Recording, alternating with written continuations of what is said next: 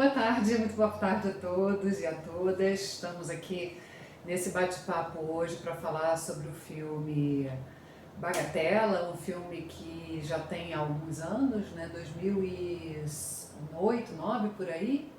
Então já quase uma década, mas nem por isso deixa de estar atual. Né? É um filme que, na verdade, não é uma ficção, é um documentário que mostra a realidade do sistema de justiça criminal aqui no Brasil, né? Especialmente em São Paulo, mas, enfim, que traduz essa realidade nacional. E eu estou aqui com o professor Rogério Dutra, professor da UF, professor da Faculdade de Direito e do curso de pós-graduação no PPG, me ajuda? JA, Justiça Administrativa.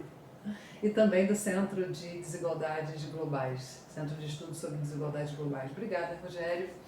E, bom, sua primeira impressão sobre o filme, sobre o documentário, me parece que a opção, né, que eu faço sempre de passar e de agora sugerir que vocês assistam, né, nessas atividades remotas, assíncronas, é justamente no sentido de fazermos temos uma perspectiva crítica, né, especialmente dos processos de julgamento sobre crimes contra o patrimônio, né, uma vez que a disciplina de penal 3 abrange no início os crimes contra a pessoa e depois então os crimes contra o patrimônio, começando com o furto, né? E o furto é justamente nessa provocação que traz o documentário, por ser um crime relativamente brando, né? Não é um crime de roubo, não é um crime de extorsão, não é um crime contra a vida, não é um crime de lesão corporal, não é um crime, portanto, que envolva violência nem grave ameaça à pessoa, né? No entanto, ele é tão reprimido e tão perseguido, violentamente, inclusive, pelo próprio sistema de justiça criminal. E a ideia de trazer, né, no conteúdo do documentário o debate sobre o princípio da insignificância, sobre a bagatela, é justamente para demonstrar a própria desproporção que existe no tratamento entre crimes que são, a meu ver, mais graves, né, inclusive crimes contra o sistema financeiro, crimes contra, né, a administração pública, e um simples furto, assim, que mesmo sendo de um valor irrisório, de 5, 10 reais, ainda assim se vê como algo de extrema gravidade. Então, como você é da área da criminologia também, queria a sua opinião a respeito. Olha, eu acho muito interessante que um filme transpareça que o direito penal e que o sistema penal no Brasil funcionam de forma geral para perseguição e criminalização das classes subalternas, né?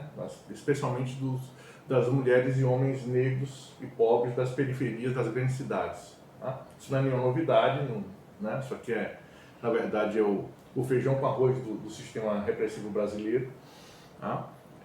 Eu começaria dizendo o seguinte, né? Tentando fazer uma análise mais abrangente a partir do que esse tema da bagatela coloca e da repressão aos crimes contra o patrimônio, né? Eu acrescentaria inclusive que de 2001 para cá, 2008 para cá, a gente tem um aprofundamento da repressão, especialmente contra as mulheres que são envolvidas em tráfico de drogas. E quando vocês imaginam tráfico de drogas, ninguém está falando aqui de tráfico internacional de toneladas de cocaína, como acontece geralmente e de forma sistemática nos portos brasileiros, por exemplo, né? A Receita Federal ela tem capacidade operacional de verificar 1,5% de todos os contêineres que chegam no Brasil todos os dias. Então, uma porta aberta para o tráfico de grande volume, né, no país e em qualquer lugar do mundo. Então, isso não é nenhuma novidade.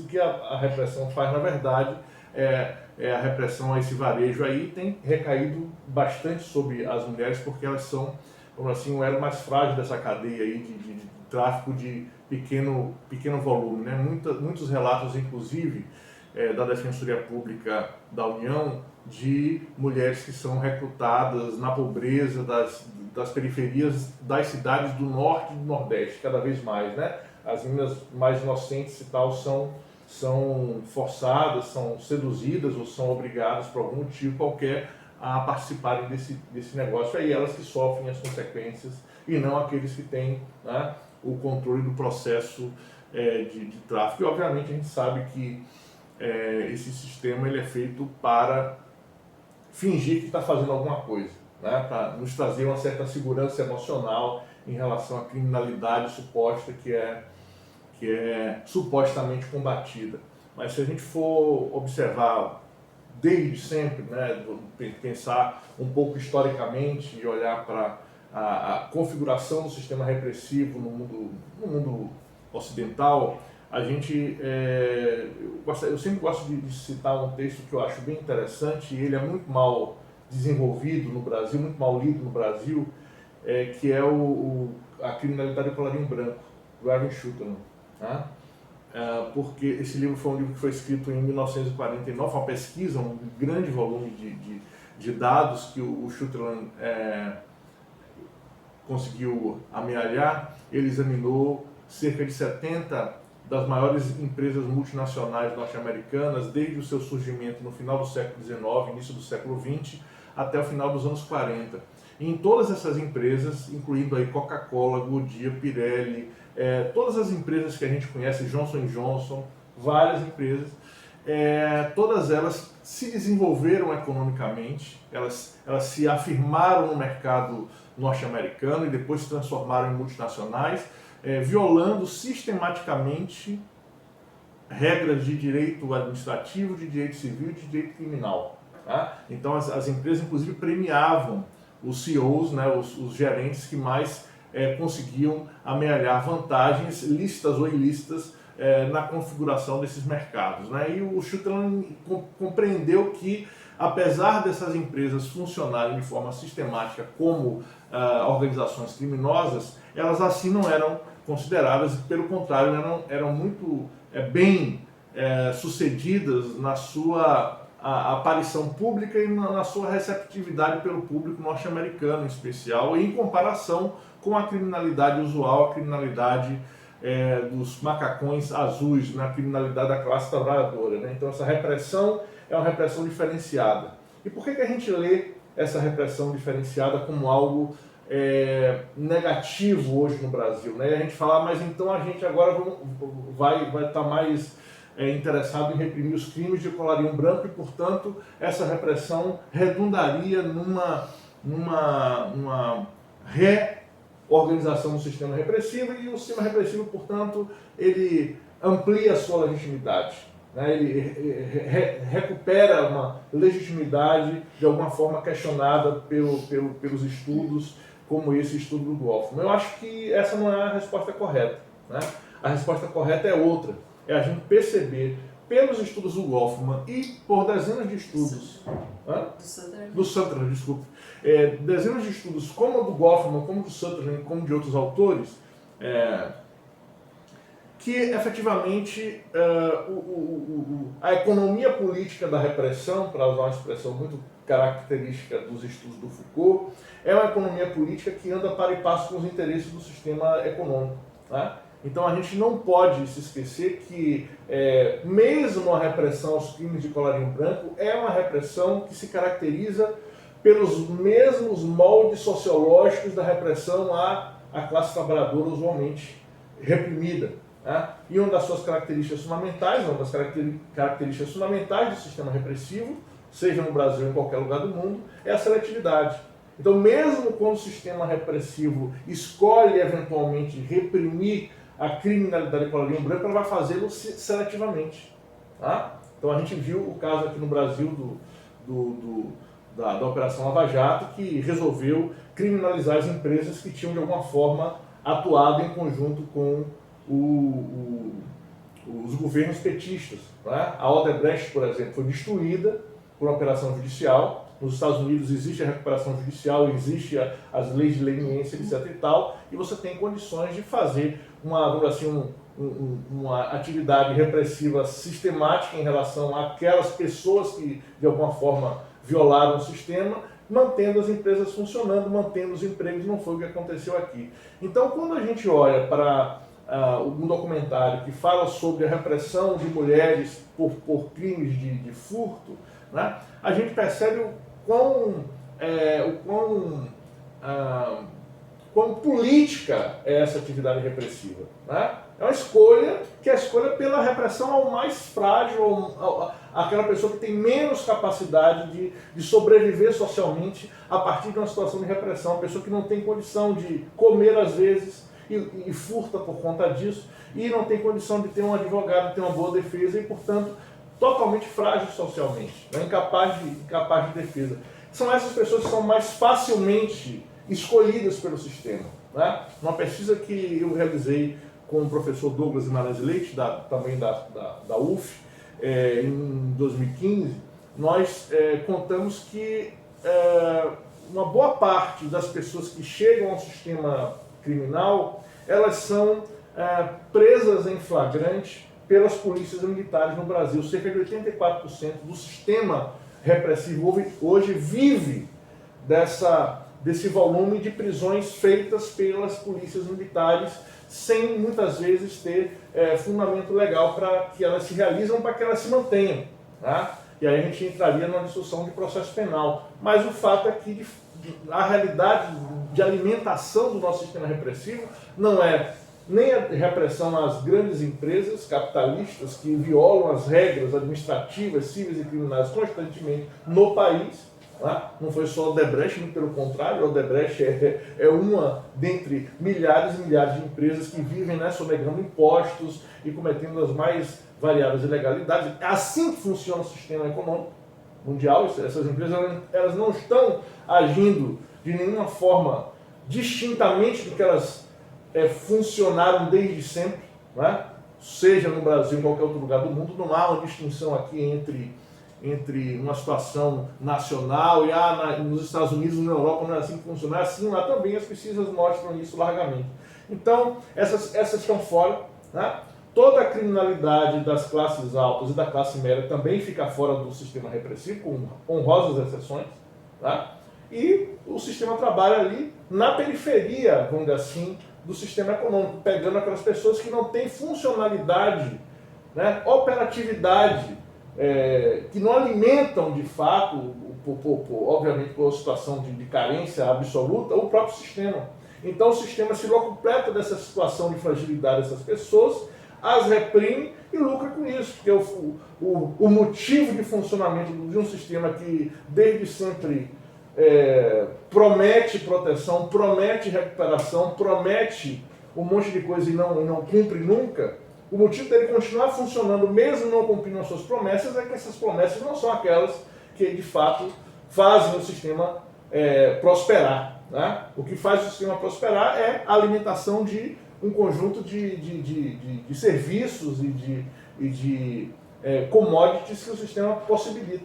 Tá? A questão, as fardas, os empregos das polícias, as viaturas, né? Um sistema de controle da cidade que é muito apropriado hoje pelas guardas municipais, mas também pela polícia militar, pelas polícias militares. Então a gente tem hoje um conjunto de motivos para que o sistema penal exista que não tem nada a ver com a sua capacidade repressiva, com sua qualidade de atuação repressiva, né? E com seus fundamentos retóricos. Né? Então tem uma legitimação retórica do sistema aqui que é muito importante que a gente desmistifique.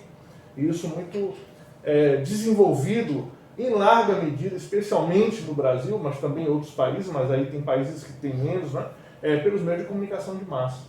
Então a gente tem aí uma normalização de algo que é esdrúxulo, na verdade, né? Que é a repressão de pessoas miseráveis sob o discurso de que o sistema está operando fortemente para defender sua propriedade, quando na verdade não está. Porque a sua propriedade está sendo dilapidada por outros setores da vida econômica que não tem nada a ver com essa marginalidade de bater carteira ou furtar shampoo e queijo no supermercado. Isso que você fala me faz lembrar também várias questões, né, ligadas à criminologia e à política criminal. Os próprios movimentos de política criminal que historicamente vem fortalecendo cada vez mais a repressão aos crimes patrimoniais, né, os que, enfim, atentam de alguma forma contra esse sistema, né, tal como ele funciona até hoje. Me faz lembrar também dos processos de criminalização, processo primário, processo secundário, quando você fala em seletividade penal, lembrando que os nossos alunos são de graduação, então processo de criminalização primária que vai definir quais são os bens que vão ser tutelados pelo sistema penal, né, pelo direito penal. A própria lei, ela é enviesada, né? E se escolhe politicamente o que reprimir e o que não reprimir. Já começa nesse processo primário aí de elaboração do que é que vai entrar no bolo, o que é que não vai entrar no bolo. E da própria definição do crime também, Sim. né? Vídeo, por exemplo, que a gente estava conversando na outra aula, o crime de redução à condição análoga de escravo, que é o 149 do CP, até muito recentemente, a redação era essa, reduzir alguém à condição análoga de escravo, ou seja, ele nunca era aplicado, porque ninguém sabia o que significava. Né? Então, tipo aberto, né? Politicamente já se fez com esse propósito mesmo. Né?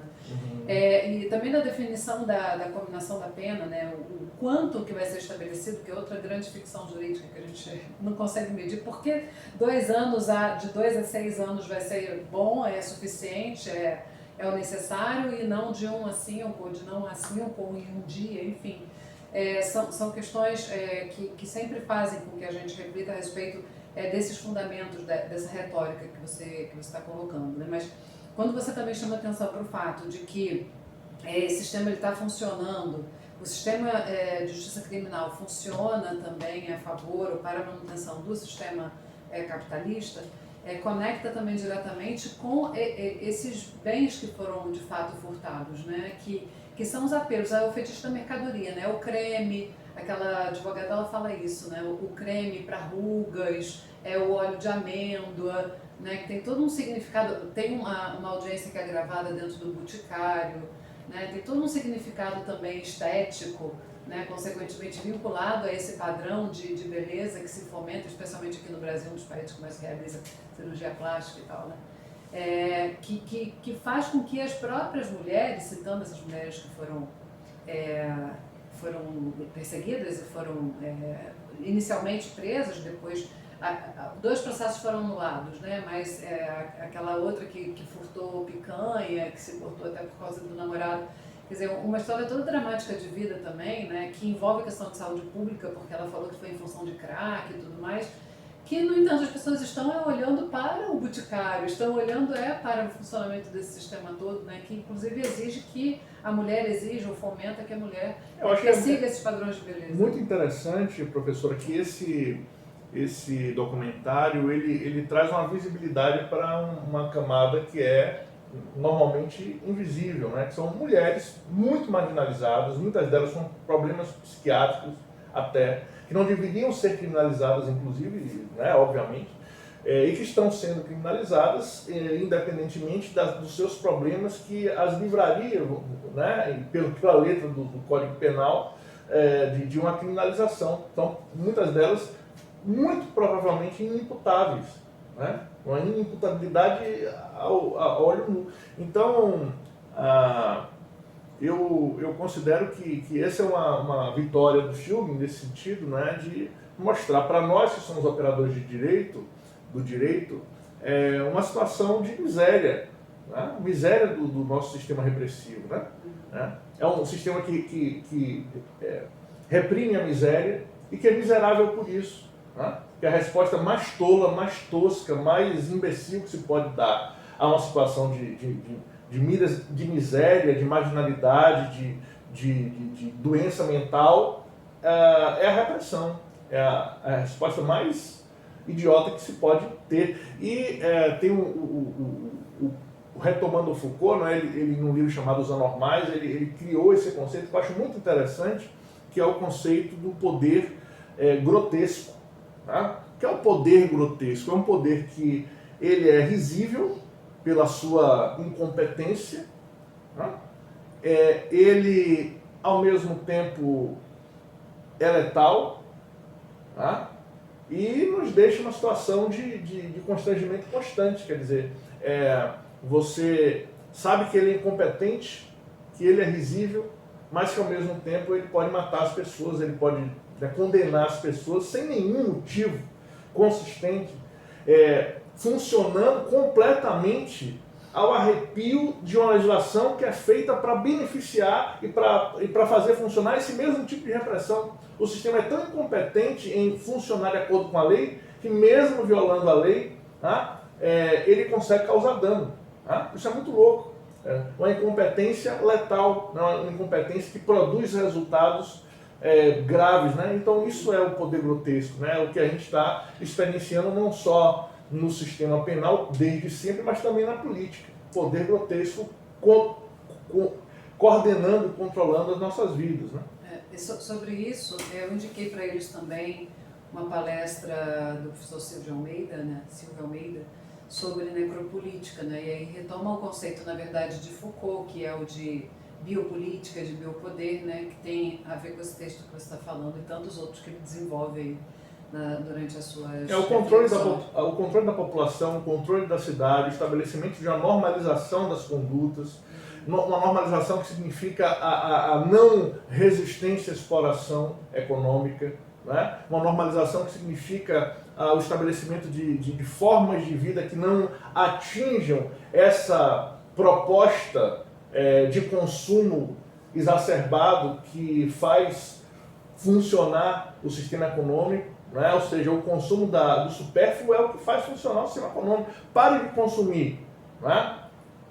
Viva só para comer, para ir para a praia, para passear, para ir para o museu, com uma roupa que você pode usar várias vezes sem se preocupar em estar repetindo roupa, né? Você causa um problema para o sistema. A pandemia nos mostra isso, né? Como o fato de todos nós termos que ficar em casa reduziu, né, a fabricação de um monte de coisa, né? E colocou o sistema na berlinda. Né? O pessoal parou de vender carro, porque ninguém está saindo de casa, né, num período específico da pandemia, alguns meses, né?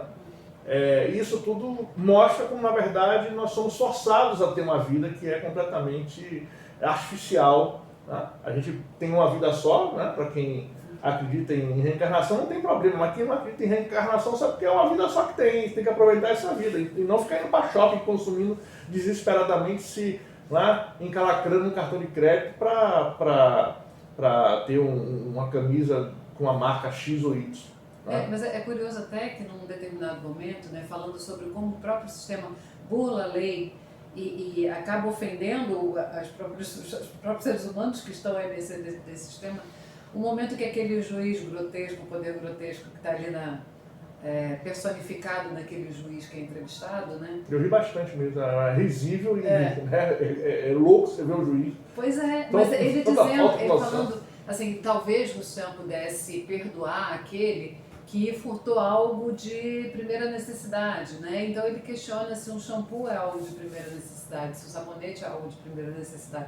Assim, não vem ao caso aqui a gente dizer se é ou não, assim, filosoficamente a gente pode ter várias opiniões, mas o fato é que ele pega algo que talvez para uma grande camada da população seja algo necessário hoje em dia, né, dado que o sabonete se tornou um objeto básico, tomam banho com sabonete, né? A sociedade moderna entendeu que é assim, e mesmo se transforma em algo que, na concepção dele, aquela população ali não poderia ter acesso, né? E a própria interpretação que ele faz, assim, tem duas falas dele que me chocam muito, que é: você contrataria alguém que foi condenado para a prestação de serviço comunitário, para fazer serviços na sua casa? Eu não contrataria.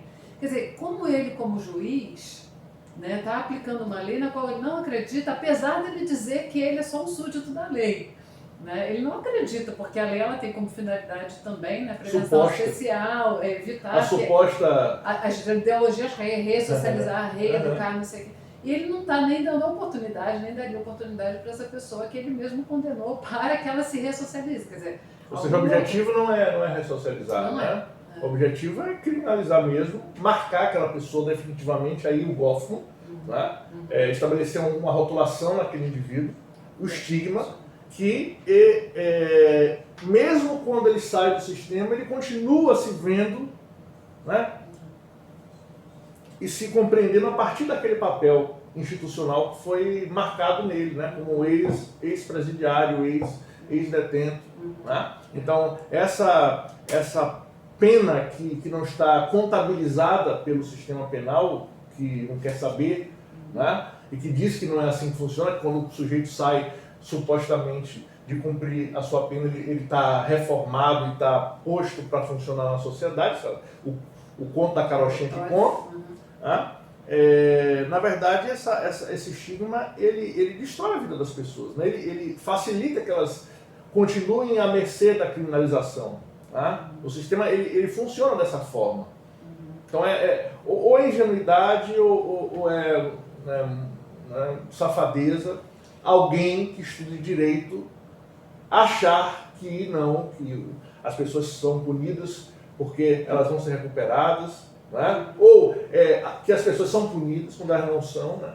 Então, embora a gente tenha muita punição no Brasil, né? Mais de 1 milhão de pessoas presas no Brasil, parou de contar isso aí por conta disso, o Brasil não passar mais vergonha do que já passa, mas certamente já passamos de 1 milhão de pessoas presas. Apesar desse volume repressivo, né?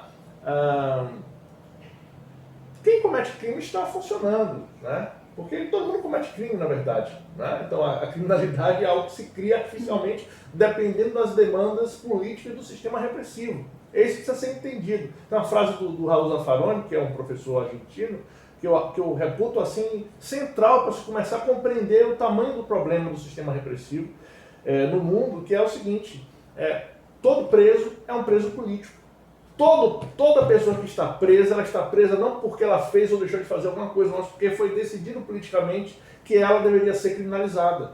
Tá? Essa é uma decisão política que passa ao largo da técnica, da norma. É óbvio que se você compreende que o sistema funciona assim e não concorda com isso, você pode, como operador do direito, se utilizar da técnica normativa, da técnica jurídica, da dogmática, para combater, de alguma forma, essa situação. Mas que todo preso é um preso político, isso aí é um truísmo que eu não compreendo, como tem, inclusive, professores que não compreendem isso, né? que não alcançam e que não querem saber disso, na verdade. Né? Sim, e aí uma outra frase dele que me choca muito o meu papel é condenar, o que ela vai fazer depois da vida dela, o que o sistema vai fazer, eu não tenho nada a ver com isso. O Pôncio Pilatos, né? E lavar as mãos, né? Ao mesmo tempo não se vendo ele como um agente político, né?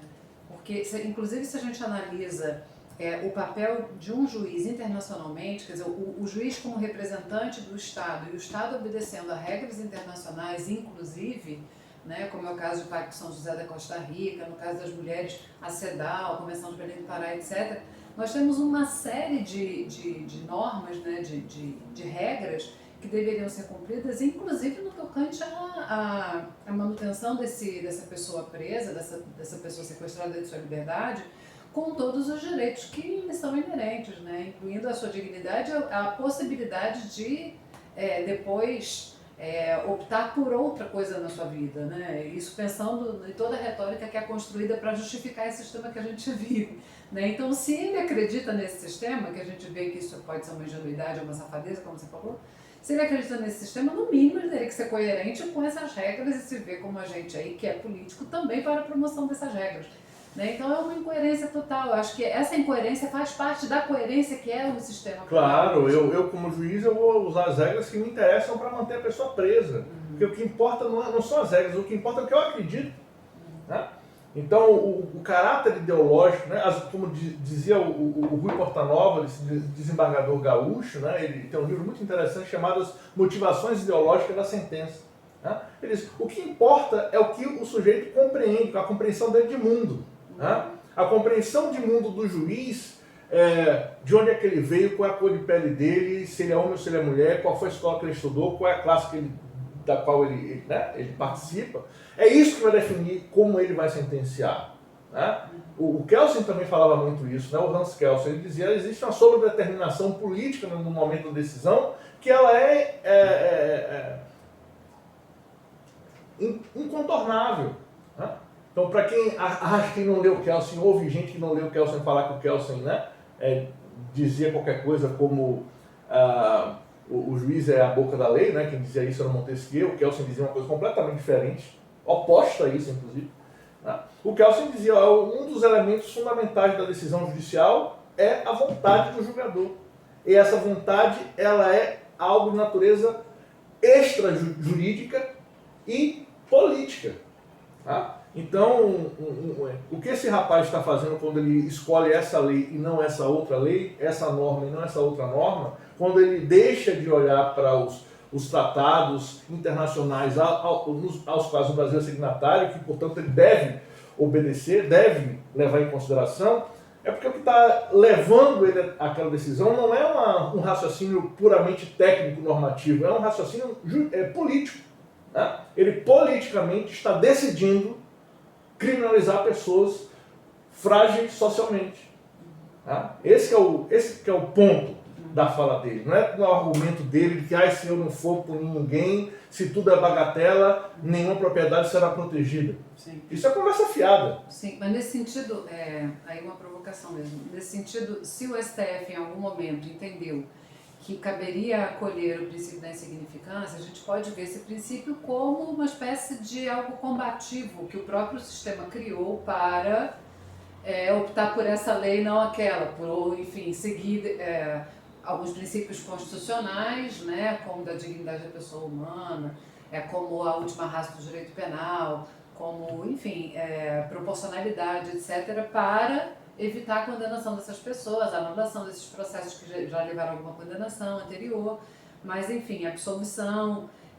Então, o princípio da insignificância aqui acaba vindo como uma solução dada pela jurisprudência, né? Isso timidamente em primeira instância, mas já reconhecido pelo STF, como uma espécie de ativismo judicial, ou não? Eu acredito que toda movimentação judicial é ativista. Né? Não existe juiz neutro, não existe norma neutra. Né? A neutralidade, como sempre lembra o Lênin Streck, é do sabão em pó. Né? Não existe pessoa neutra. Então, toda decisão judicial ela é politicamente ativa.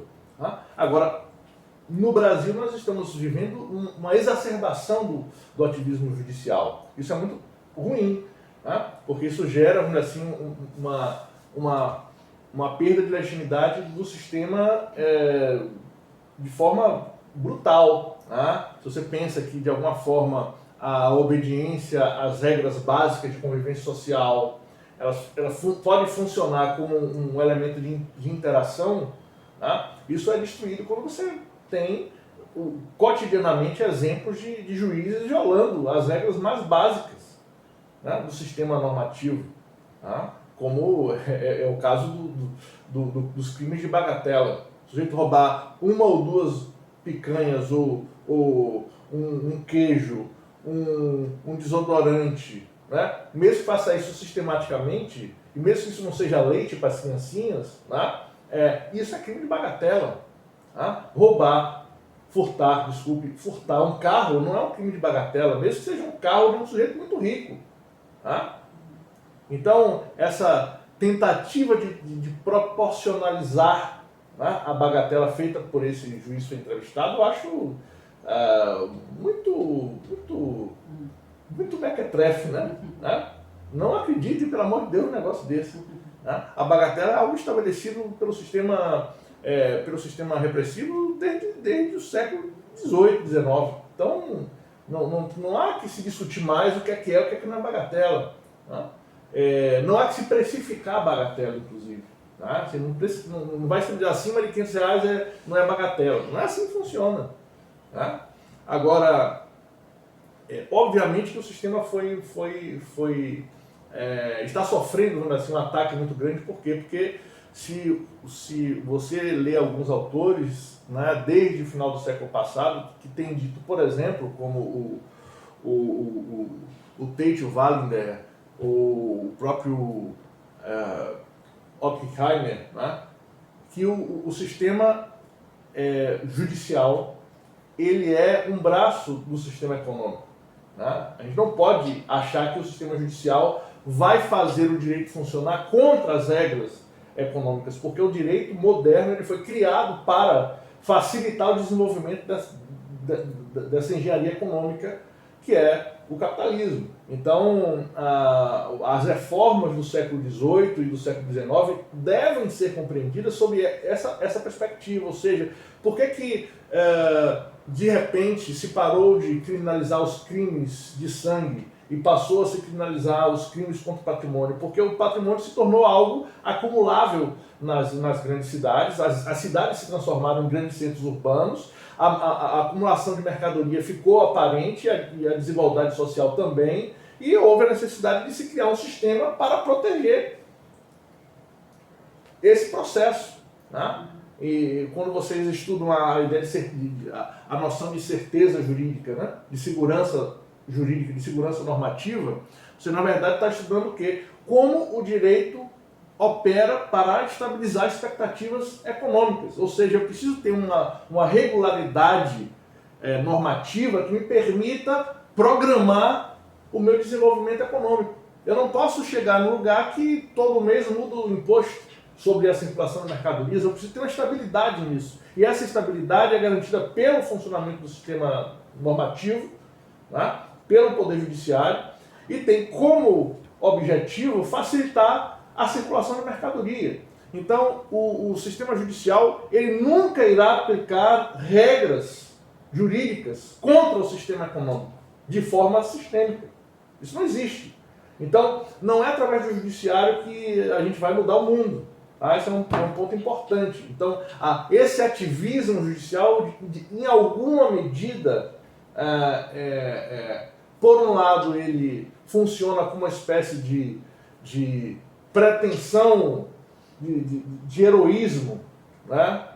A Van Lettre, né, de achar que o direito vai transformar a sociedade em alguma medida, vai acabar com a corrupção de alguma forma, por exemplo. É uma coisa naiva, uma coisa ingênua, completamente, né, primária, se eu pensar. Né? A corrupção, como diz o Erwin Schutter, o Schutter, é sistêmica. O sistema capitalista ele necessita violar as regras. Violar as regras é corrupção, nesse sentido. Então, acabar com a corrupção significaria acabar com o sistema capitalista como ele funciona hoje. Uma coisa completamente ingênua. Tá? Então, não apostem nisso. Não é por aí que a banda toca. Tá? Então, eu acredito que esse ativismo, né, ele, se por um lado é naivo, ou por outro lado, ele é sistêmico de alguma forma. Né? Esse ativismo ele funciona violando as regras, mas não contra o sistema, reforçando o sistema, mesmo quando viola as regras. O exemplo é esse juiz, que é o juiz normal, vamos dizer assim, abre aspas, né?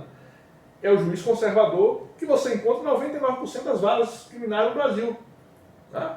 E apesar de ele não funcionar de acordo com as regras, apesar de ele violar as regras, apesar da atuação dele, em geral, ser inclusive criminosa, ele condena pessoas sem fundamento técnico, condena pessoas sem prova, condena pessoas sem prova de autoria, tá? Sem materialidade. Então, é um juiz criminoso, o juiz brasileiro. Ainda assim, é um juiz sistêmico, ainda assim ele funciona a favor do sistema. Tá? Então, essa é a realidade, não só do Brasil, né? Mas o sistema judicial deve ser compreendido no seu funcionamento real. E esse funcionamento real ele só pode ser alcançado por pesquisa empírica. Né? Não adianta ler um livro de dogmática que você não vai compreender como é que o sistema funciona na prática. Você tem que ver uma pesquisa que levante os dados. 93% das sentenças de tráfico, elas, quando estão operando o processo, antes da sentença final, elas estão, por exemplo, transformando prisão em flagrante em prisão processual de forma automática. Esse é um dado real de funcionamento do sistema, ou seja, independentemente dos critérios que a própria legislação estabelece para que aquela prisão seja transformada numa prisão temporária ou provisória, isso vai acontecer em 93% dos casos se for tráfico. Aí você pergunta, eu já dei aula para juiz, para desembargador, muitas vezes, né?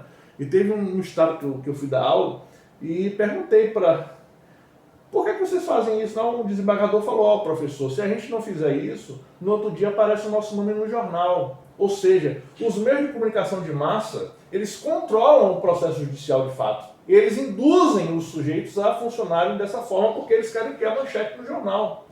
Eles querem dizer que foram apreendidos não sei quantos quilos de cocaína. Por quê? Porque não querem que se investigue, se publicize os crimes financeiros que essas próprias empresas de comunicação realizam.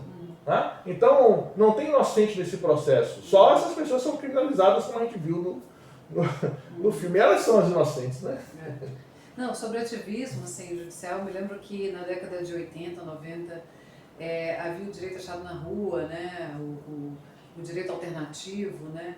Que era, na verdade, uma forma de se interpretar as normas a partir dos princípios constitucionais. Então, era visto um ativismo que não ia contra esse grande público que hoje ocupa o sistema carcerário, mas ao contrário, era para tentar reverter essa lógica, né, muito amparado inclusive nesses autores que você citou da criminologia crítica, né, para a gente parar de ver o criminoso, como antigamente se via em Lombroso, Ferri e tal, a escola positivista, ou parar de se ver o fenômeno crime, né, como a escola de Beccaria, a escola clássica, e passar a ver o que é criminalizável, os processos de criminalização, né? Eu acho que isso é que importa, porque aí você entende o funcionamento do sistema.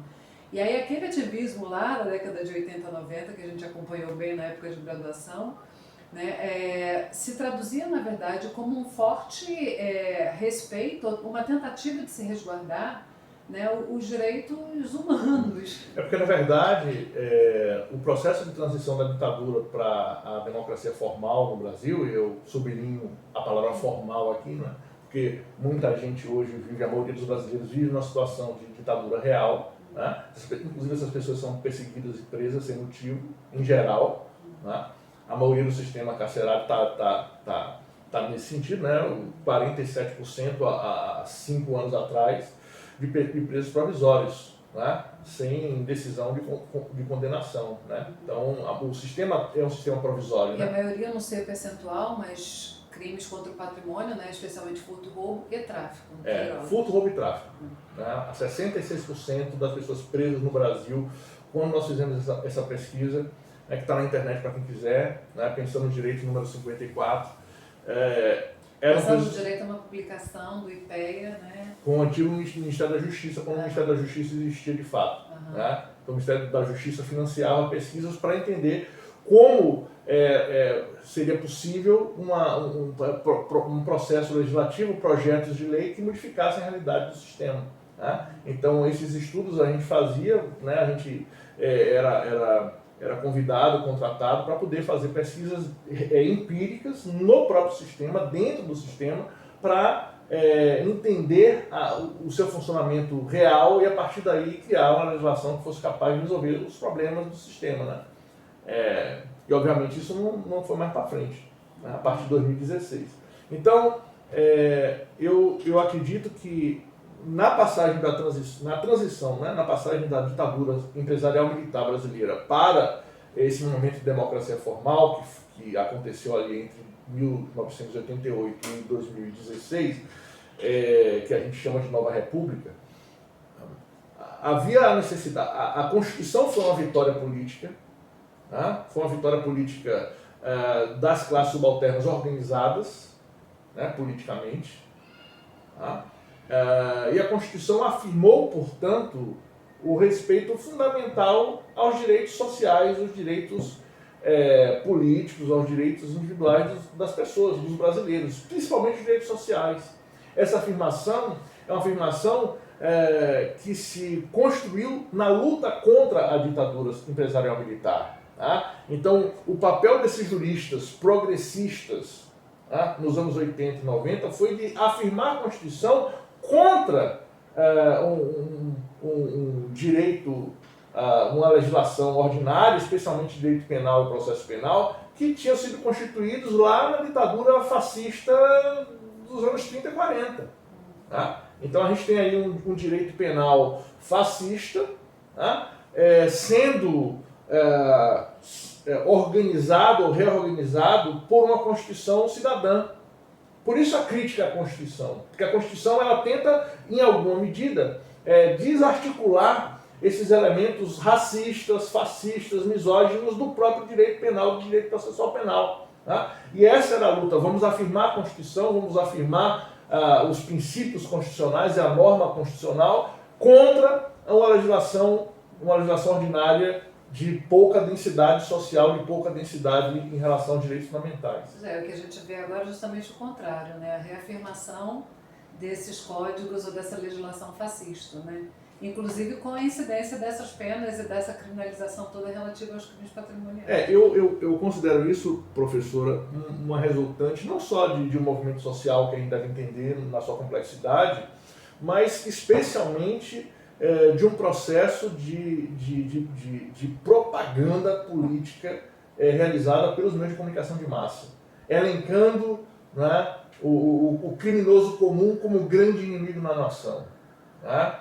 E isso foi feito nos últimos 50 anos de televisão. Né? Então nós crescemos vendo programas policiais estimulando a criminalização antes de uma sentença condenatória. O sujeito é preso pela polícia, ele já está no outro dia aparecendo no telejornal. Né? É o bandido, é o marginal, é o estuprador, é o traficante, sem que o sujeito seja julgado. Ainda nem começou o inquérito policial, o cara já está na televisão. Então, os meios de comunicação, eles antecipam a condenação judicial e obrigam que essa condenação judicial se realize. Nesse sentido, o judiciário ele é, né, algo completamente submisso a essas regras de comunicação. Então, pausa aqui para dizer...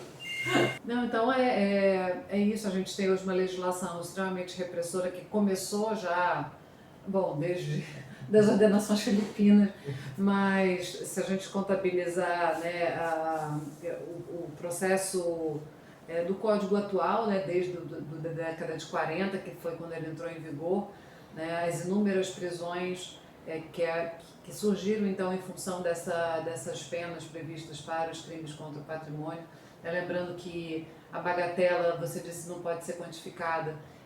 Se tentou em algum momento, em alguma medida, se quantificar vários crimes contra a ordem tributária, né, dizendo antes até R$10.000, depois até R$20.000 e tal, e aqui a gente fica ainda chorando miséria com relação a um queijo Minas que custa, sei lá, R$15, né? Se vai ser ou não vai ser bagatela isso, né? Mas uma pena absurdamente alta, quando o furto é qualificado de 2 a 8 anos e multa, quer dizer, uma pena até mais grave, mais alta do que uma lesão corporal gravíssima, né? Em que há a perda de visão, por exemplo, a perda de membros, sentido função, a quase mutilação, enfim, situações absurdas de uma pena então de 2 a 8 anos sem a multa, né? Se a lesão for só grave, a pena é de 1 a 5 e a outra lá de 2 a 8, quer dizer, inconcebível, né? Na sua própria essência, a pena já se mostra aí, o preceito secundário dessa norma já traz uma incompatibilidade com aquilo que nós acreditamos, né, a partir dos setores progressistas, de que deve ser realmente tutelado e protegido no Brasil, que deve ficar fora do alcance do sistema penal, porque existem outros sistemas aí, né, outras formas de se lidar com esse fenômeno. É isso. Obrigada. Por nada, estamos aí.